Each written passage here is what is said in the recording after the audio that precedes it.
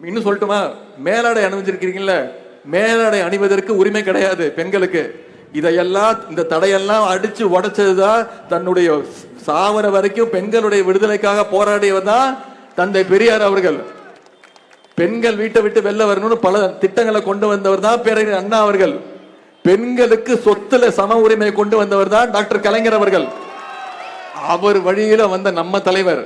இப்போ பெண்கள் படிக்கணும், பள்ளிக்கூடத்துக்கு வந்தா மட்டும் பத்தாது, காலேஜ் படிக்கணும், மேற்கல்வி படிக்கணும்னு இப்போ 12ஆம் வகுப்பு வரைக்கும் அரசு பள்ளியில படிச்சு நீங்க எந்த கல்லூரிக்கு போய் சேர்ந்தாலும், அது அரசு கல்லூரி இருந்தாலும் சரி, தனியார் கல்லூரியா இருந்தாலும் சரி, அங்க போய் படிச்சீங்கன்னா உங்களுக்கு மாசம் மாசம் ஊக்கத்தொகை மாதம் 1000 ரூபாய் உங்களோட வங்கி கணக்கில் வைப்பு வைக்கப்படுகிறது.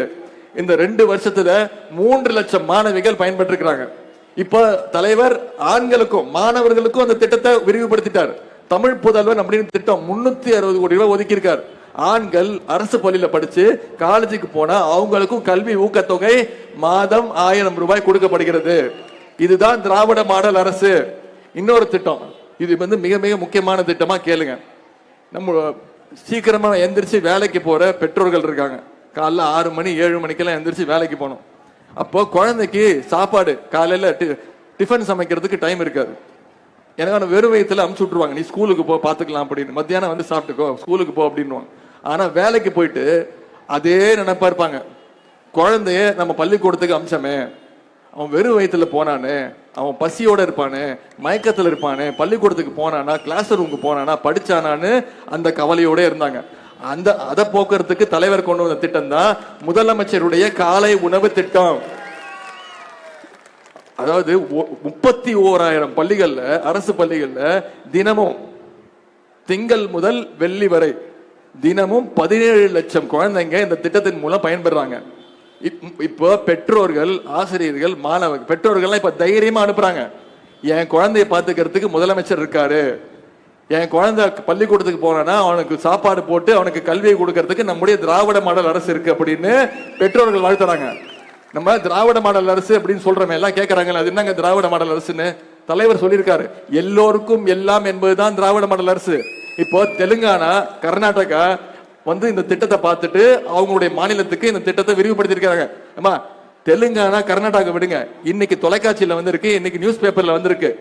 கனடா நாட்டு பிரைம் மினிஸ்டர் திரு ஜஸ்டின் ட்ரூடோ அவர் பேரு, அவரு இந்த திட்டத்தை பார்த்து கனடால இந்த திட்டத்தை அறிமுகப்படுத்தி இருக்கிறாங்க. இதுதான் நம்முடைய திராவிட மாடல் அரசுடைய வெற்றி, நம்முடைய முதலமைச்சருடைய வெற்றி. இதற்கெல்லாம் முத்தாய்ப்பாக இன்னொரு திட்டம், அது உங்களுக்கே தெரியும், இது தேர்தல் அறிக்கையில சொன்ன திட்டம், கலைஞர் மகளிர் உரிமை தொகை திட்டம்.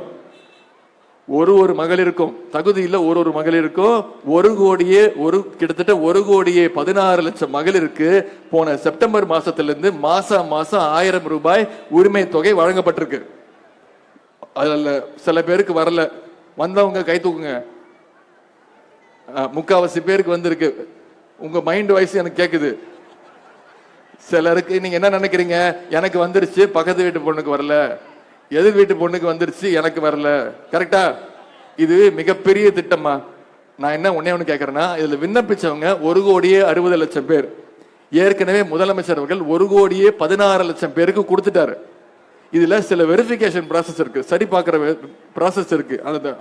அதை பண்ணி நான் இப்போ பொறுப்பெடுத்துக்கிறேன். நானும் அந்த திட்டத்துக்கும் நானும் நம்முடைய பினான்ஸ் மினிஸ்டர் தான் பொறுப்பு இருக்கு. சரிங்களா? இப்ப தேர்தல் இப்ப நான் சொல்ல முடியாது, இன்னும் ஒரு 4-5 மாதங்கள்ல கண்டிப்பாக அது சரி செய்யப்பட்டு அந்த குறைகள்லாம் தீர்க்கப்பட்டு கண்டிப்பாக விண்ணப்பித்த தகுதியுள்ள அந்த 1 கோடியே 60 லட்சம் மகளிருக்கு கலைஞர் மகளிர் உரிமை தொகை திட்டம் கண்டிப்பாக வந்து சேரும். அதற்கு நான் பொறுப்பு.